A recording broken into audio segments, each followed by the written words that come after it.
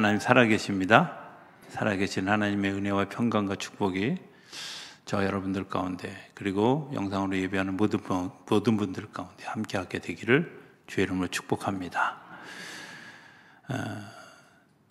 지난 주간에 이렇게 말씀을 준비하면서 이 세상에서 가장 어려운 일이 뭘까? 내가 살아오면서 제일 힘들었던 일이 뭐였을까? 이런 생각을 해봤습니다. 여러분들은 뭐였나요? 여러분들이 제일 힘들어하는 것. 제가 제일 힘들어한 건요, 자녀 교육이에요.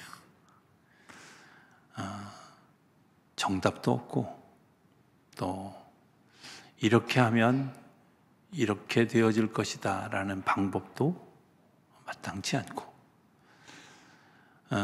너무나 많은 변수가 있는 거죠. 똑같은 것을 심었는데 자녀들의 성향과 성격과 그때의 환경에 따라서 자녀들이 열매 맺는 것도 다르고 또 그 과정에서 일어나는 워낙 많은 변수들이 있어서 자녀를 잘 키운다는 게 참 어렵다 이런 생각을 늘 하게 됩니다. 또 한편으로는 이 자녀 교육은 지금 내가 뭘 이렇게 탁 입력하면 컴퓨터처럼 답이 탁 바로 나오면 얼마나 좋아요. 그런데 어떤 자녀는 그게 10년이 걸려서 조금 기쁨을 주는 성과가 있기도 하고 어떤 자녀는 심지어 30년, 40년, 50년이 걸려야 또 그 열매를 거두게 되는 경우도 있잖아요. 그러니까 그 기다림의 시간들 이렇게 생각해 보면 이 자녀 교육만큼 어려운 일도 없고 그리고 굉장히 총체적이다 이런 생각을 해보기도 합니다. 저도 그렇지만 많은 교인들이 이렇게 얘기하는 것들을 보게 돼요. 제가 좀 더 자녀 교육에 대해서 알았더라면 좀 더 잘 키웠을 텐데 이렇게 얘기하는 분들이 있어요. 그죠? 저도 그런 생각 되게 많이 했거든요.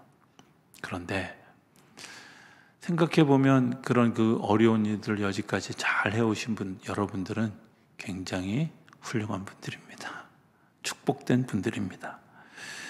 우리가 자녀 교육에 실패했다 이런 말을 하지만 어떤 관점에서 보느냐에 따라서 달라질 수 있다고 생각해요. 그리고 누구의 관점에서 보느냐에 따라서 좀 다를 수 있다 이렇게 생각하는데 내가 보는 관점에서 보면 그럴 수도 있지만 하나님이 보시는 관점에서는 좀 어떨까 이런 생각을 해보게 되죠. 하나님은 이 아이를 어떤 관점에서 보고 계시나요? 이렇게 질문해 보면 하나님이 좀 더 다른 대답을 하실 수 있다고 생각해요. 하나님의 특기가 있는데요. 자주 쓰는 당신의 아주 많이 쓰는 그런 좋아하는 애착 단어가 있어요. 그게 뭐냐면 한 번 더예요. 한 번 더. 우리 인생이 여기까지가 실패라고 생각하면 우리에게 소망이 없어요. 그렇죠? 한 번도 실패하지 않은 사람이 어디 있어요? 다 실패했어요. 그런데 실패가 끝이 아니라 그 실패한 그 자리에서 오신 예수님이 우리를 향해서 한 번 더 이렇게 얘기해 주시는, 한 번 더 해보자, 한 번 더 일어나 보자. 저는 그게 하나님의 은혜라고 생각해요. 실수할 수 있고 넘어질 수 있고 좌절할 수 있고 정말 회복 불가능한 것처럼 넘어질 때도 있지만 하나님이 여전히 우리를 향해서 알 듯 모를 듯 미소를 지으시면서 야, 괜찮아, 한 번 더 하자 이렇게. 되게 굉장히 인상적인 책 제목이 하나 있었어요. 김진홍 목사님이 쓰신 책 제목인데 넘어져도 쓰레기통 옆에만 넘어지면 된다. 그분의 철학에 담겨져 있는 넉마주의 하셨던 분이잖아요. 넘어져도 쓰레기통 옆에 쓰러지면 죽을 게 있어서 아직 희망이 있다고. 얼마나 많이 쓰러져 본 사람인지. 그런데 쓰러져도 하나님이 여전히 우리에게 기회를 주시고 하나님이 그 은혜로 우리를 이끌어 주신다.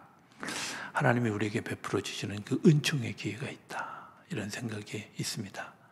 여러분들도 그런 은혜를 기억하시고, 여러분들이 혹시 어떤 자리에 있다 할지라도 두려워하지 마시고 염려하지 마시고 한 번 더 은혜를 베풀어 주시는 그 은혜의 자리에 여전히 서 있을 수 있게 되기를, 그리고 그 하나님을 바라볼 수 있게 되기를 주의 이름으로 부탁을 드립니다.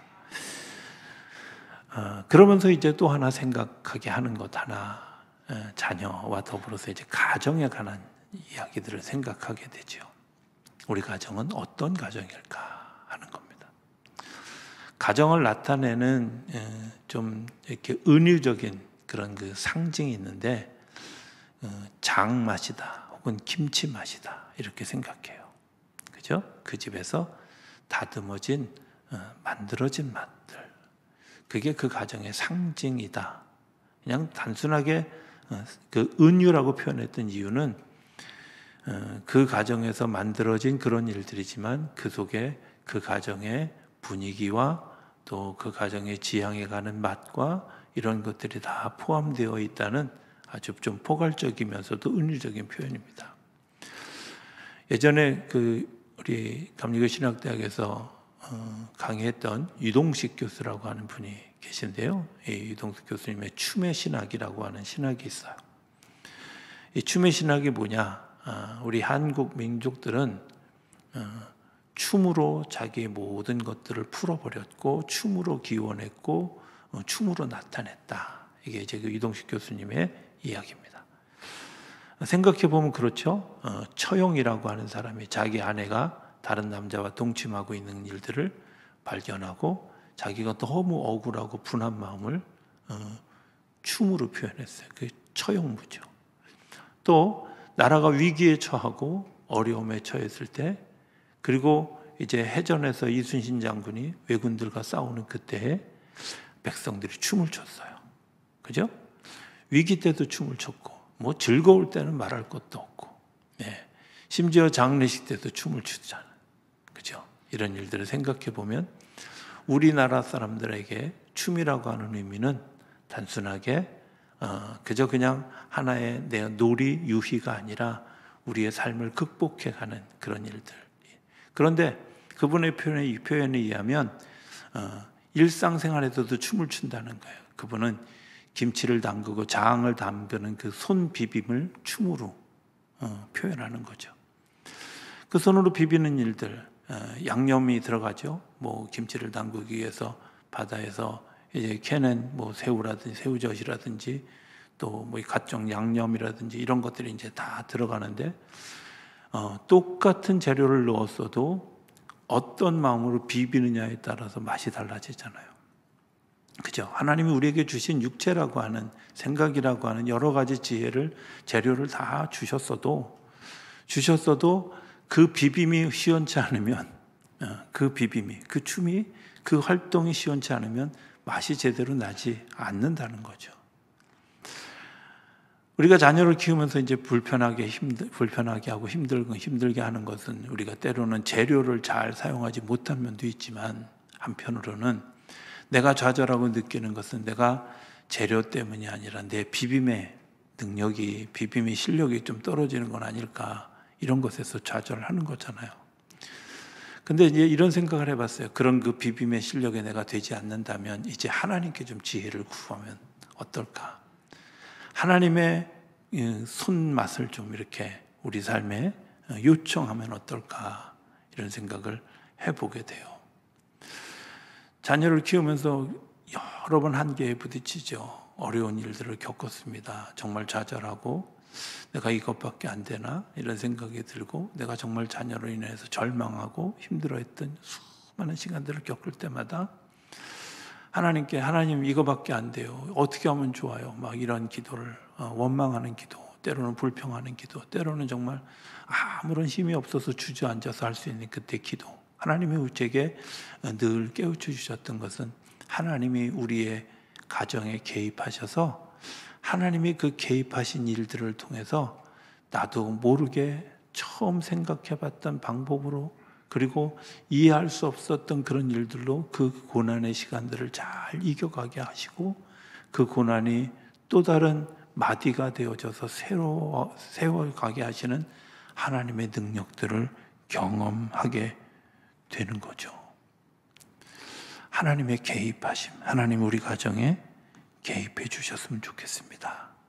우리 삶에 개입해 주셨으면 좋겠습니다.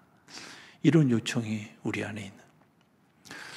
그래서 하나님 우리 가정에 이런 맛이 좀 날 수 있는 가정이 되어줬으면 좋겠습니다. 성경에도 보면 맛으로 우리에게 이야기하는 일들이 얼마나 많이 있는지 이렇게 이야기합니다. 너희는 여호와의 선하심을 맛보아 알지어다. 시편 34편에 소금이 그 맛을 잃으면 무엇으로 짜게 하리요? 마태복음과 마가복음에 나오는 말씀이죠. 주의 말씀의 맛이 어찌 그리 단지요? 내 입에 꿀보다 더 달습니다. 시편 119편의 말씀이죠. 우리가 잘 아는 거죠. 하나님의 임재도 하나님 맛으로 표현했던 것을 이렇게 생각해 보게 됩니다. 하나님이 우리 가운데 개입하시는 일들을 우리가 어떻게 할 수 있을까? 그것은 맛보아하는 거죠. 말씀을 묵상하면서 그 말씀의 맛이 나에게 정말 꿀보다 달고 내가 갈급하게 기대했던 것을 하나님이 정말 마치 내가 밍숭맹숭한 그런 그 맛을 하나님의 말씀이 개입되어져서 온전한 맛으로 정말 행복한 맛으로 바꾸어 주실 수 그런 것들이 내 신앙생활에 자주 일어난다면 이게 기쁨이 되어지는 거죠. 야, 기도할 때마다 하나님이 지혜를 주셔. 내가 찬송할 때마다 하나님이 내게 힘을 주셔. 말씀을 읽을 때마다 하나님이 나에게 지혜를 주셔. 눈치 없는 분들은 여전히 아멘할 줄 모르는 그런 일들을 여전히 겪고 있어요. 참 아마 제가 은퇴할 때까지도 그냥 안 하실 것 같아요. 그죠? 그렇게 되기를 바랍니다. 이상한 때 아멘하는 분들은 네, 그런 거죠. 자, 신앙생활이라는 게 그런 거 아니겠어요? 하나님과 나와 교통하면서 그 속에서 하나님의 맛을 내가 느끼고 하나님의 맛을 배워서 또 하나님의 백종원 씨처럼 맛을 가르쳐주면 내가 그 맛을 내고 그것 때문에 행복한 그런 하나님과 영적 교제가 우리 삶 가운데 이루어지면 신앙생활이 행복하지 않겠어요? 그죠? 자녀를 키우는 일들이 늘 소망이고 저는 행복하다. 왜 이렇게 그 가정 얘기를 깊이 하냐면 가정이라고 하는 맛은 사랑의 맛인데 특별히 가정이 천국을 미리 맛보게 하는 자리이기 때문에 그렇다는 거예요. 오늘 본문의 말씀은 천국은 마치라고 하는 마태복음 13장에 천국에 대한 비유를 쭉 열거해 놓은 그 길의 결론이에요. 그래서 52절 시작에 뭐라 예수께서 이르시되 그러므로 결론이에요. 천국은 마치 밭에 뿌려진 씨앗과 같다. 밭에 감추어진 보화와 같다. 누룩과 같다. 진주장사와 같다. 이런 얘기들을 다 하셨는데 그 이야기의 결론이 뭐예요? 그 이야기의 결론 그러므로 여기서부터 시작하는 거잖아요. 그리고 전국의 제자된 서기관마다 마치 새 것과 옛 것을 그 곳간에서 내오는 집주인과 같다는 거예요.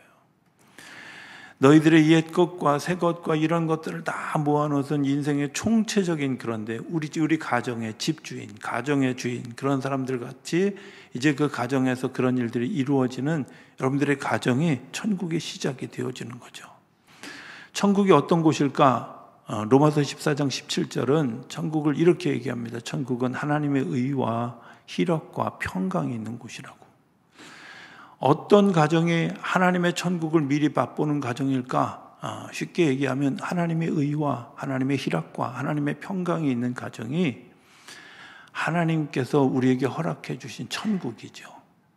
하나님의 의가 뭐냐? 쉽게 얘기하면 용서하고 사랑하는 거예요. 하나님이 나를 세우신 것은 용서해 주시고 사랑해 주신 거잖아요. 내가 신앙생활을 이제 시작해서 우리 집에 아무도 신앙생활 하는 사람이 없는데 나 혼자 신앙생활 하는데 어떻게 우리 집이 천국입니까? 아니에요. 여러분들이 있는 그 자리, 여러분들이 앉아있는 그 자리, 여러분들이 서 있는 그 자리에서 하나님의 의와 하나님의 희락과 하나님의 평강이 여러분들 안에 심어지면 마치 밭에 심기어진 씨앗처럼 그곳에 심겨져서 하나님이 그것을 통해서 30배, 60배, 100배 열매를 맺게 하시는 줄로 믿습니다. 그게 하나님이 가정의 선구자로서 보내주신 믿음의 사람들이 그 가정을 맛보게 하는. 그럼 내가 어떻게 하나님의 천국을 맛볼 수 있을까? 하나님이 우리에게 심어주신, 나를 통해서 심어주신 하나님의 용서, 하나님의 화해하심, 하나님의 사랑하심을 내 삶 가운데 가져가는 거죠. 용서하는 일, 세상은 용서하는 것을 이야기하지 않습니다. 그죠? 며칠 전에 막 정계가 난리가 났잖아요. 부패한 권력을 어떻게 하겠다 이랬더니 저 퍼런 집에서도 막 난리가 났잖아요. 용서에 마음이 없는 거예요. 거기에 동요하는 모든 사람은 용서의 마음이 없는 거예요. 하나님의 나라는요, 어디서부터 시작해요? 용서부터 시작하는 거예요.